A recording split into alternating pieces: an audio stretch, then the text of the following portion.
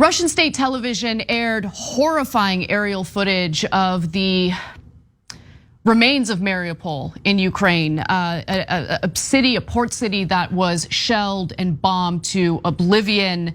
And unfortunately, what you will see in the state reporting, Russian state reporting on this, is that it wasn't the Russians who did it. It's all Ukraine's fault. Now let's take a look at the video. This was during one of their again, Russian state television broadcasts, and they show the aerial footage. You can see how devastating it is. It has been completely destroyed. And what you hear the reporter say there, or the anchor, she says, "Sad scenes, of course. The Ukrainian nationalists withdrew, trying not to leave a stone unturned." So they're trying to make a point, obviously it's a lie, that the damage done, the destruction that you're seeing in that footage was carried out by Ukrainian nationalists. Because nothing would make you a better nationalist than to destroy your own country, to bomb and shell your own country. I mean, it's absolute ridiculous propaganda, but the reason why I'm showing you is because it is aerial footage of Mariupol, and this is what Russia has done. Now, Mariupol has been so thoroughly bombarded that it seems that no Western journalists still are reporting from there. Most have left. 2 AP reporters were the last 2 to stay and cover the bombing of a maternity hospital, which they did by disguising themselves in hospital scrubs. There have been as many as 5 journalists who have died during this war in Ukraine while attempting to cover the war in Ukraine, and it's really devastating news. Now, the 2 nuclear powers, though, who are involved in this, the United States and Russia, have now experienced a complete breakdown in talks, in conversation. It appears that the Russians are refusing to have any conversation with their US counterparts. And there's a lot of concern about that because there's a lot of room for error when it comes to what's taking place on the ground in Ukraine. There is a lot of room for miscommunication, and any type of miscommunication could lead to an escalation of war. If Russia does something that is misinterpreted by the United States or its NATO allies, that could lead to an escalation of war. So since Russia's invasion of Ukraine, Defense Secretary Lloyd Austin and General Mark Milley, the chairman of the Joint Chiefs of Staff, have tried to set up phone calls with Defense Minister Sergei Shoigu and General Valery Gerasimov, but the Russians have so far declined to engage, said the Pentagon spokesperson John Kirby. Now again, this is really bad news, mostly because of the room for error here, right? Russia's currently conducting military operations near its borders with Poland and Romania. These are 2 NATO countries, and if there's any misinterpretation of what they're doing, again, that could lead to an escalation of war. Also, the United States and its Western allies are air policing, but any type of miscommunication could lead to some pretty dire consequences, and again, an escalation of war, which we're trying to prevent. Moscow and Washington maintain a deconfliction channel. So this is basically a form of communication specifically to ensure that they can avoid any unnecessary escalation or confusion, but it's not the same as having an open dialogue so each side really understands the intentions of the other, right? That form of communication has been completely shut down by Moscow. Also, the former Supreme Allied Commander of NATO says this: very young people are flying in jets, operating warships, and conducting combat operations in the Ukrainian war. They are not seasoned diplomats, and their actions in the heat of operations can be misunderstood.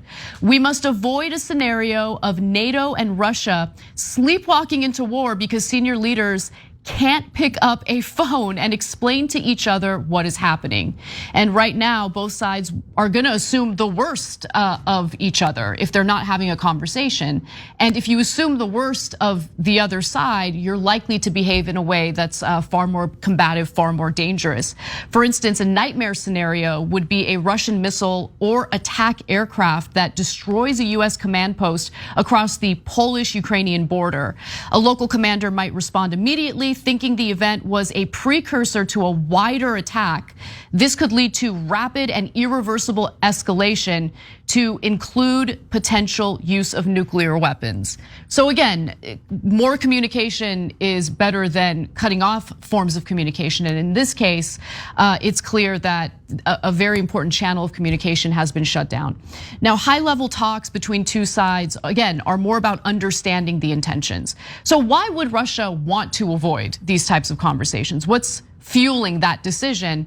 Well, some acknowledge that it might be because they refuse to acknowledge the fact that they have invaded Ukraine and they're engaged in a war. They keep referring to it as a military operation.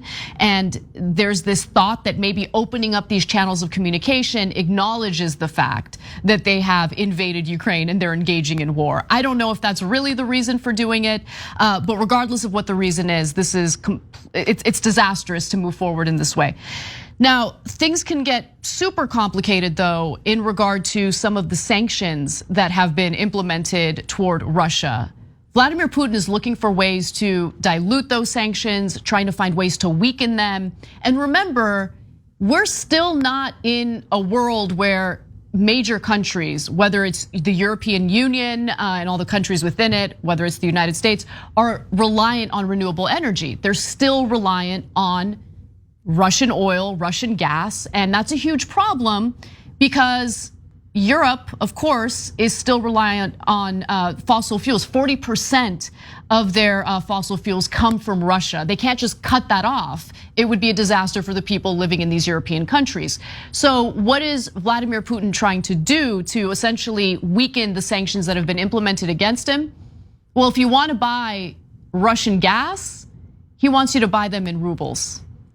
So I want to give you the details on that. Quartz reports that Vladimir Putin is insisting that 48 hostile nations, as he refers to them, the United States, the UK, and the EU's members among them, pay for Russian gas in rubles. The demand is more than provocation. It's a strategy to force the West to dilute the effects of its own sanctions in Moscow.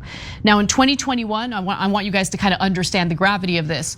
These hostile nations paid roughly $69 billion for gas from Gazprom, the Russian state-owned company. To make a similar scale of payments this year, countries would have to procure around 6 to 7 trillion rubles. In a meeting with officials on March 23rd, Putin told the Central Bank of Russia to figure out how these ruble payments can be made. And so this is an effort to increase the value of the ruble, which of course rapidly declined in value following Russia's invasion into Ukraine, following the sanctions that were implemented against Russia and some of its banks.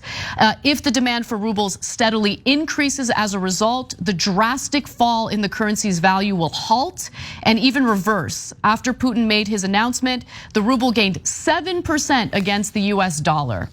So that's where we stand as we speak regarding this war. So far, several European allies have come out and in response to what Putin is doing with the rubles and argued, well, listen, when we signed these contractual agreements, it's stipulated that when we buy your fossil fuels, we do so either through US dollars or through the euro. And if you want to reopen those contractual agreements and you want to renegotiate it, it's not going to be so friendly toward you, Vladimir Putin.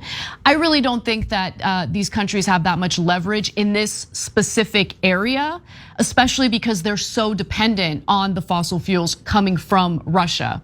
But it goes back to the point that I've been making on the show, and I want to reiterate. This is why it's so important to no longer be as reliant or as dependent as we've been on fossil fuels. It is important to develop renewable energy. I mean, for many different reasons, the climate emergency being the top reason. But clearly, when it comes to foreign relations, when it comes to various geopolitical issues, that should also be top of mind. You don't want to be reliant on countries that engage in particular actions or particular wars that we disagree with. We're talking about Russia right now, but I've had a problem with the fact that we are so friendly with Saudi Arabia, and economic interests clearly play a huge role in that relationship as well. And so It is the most important thing to take a story like this, not allow the right wing and those funded by the fossil fuel companies to deviate and take us to a direction where we do more drilling and more fracking. That's not the answer. The real answer is developing renewable energy, finding alternative forms of energy that will be both good for the planet, climate-wise, but also good for geopolitical reasons as well.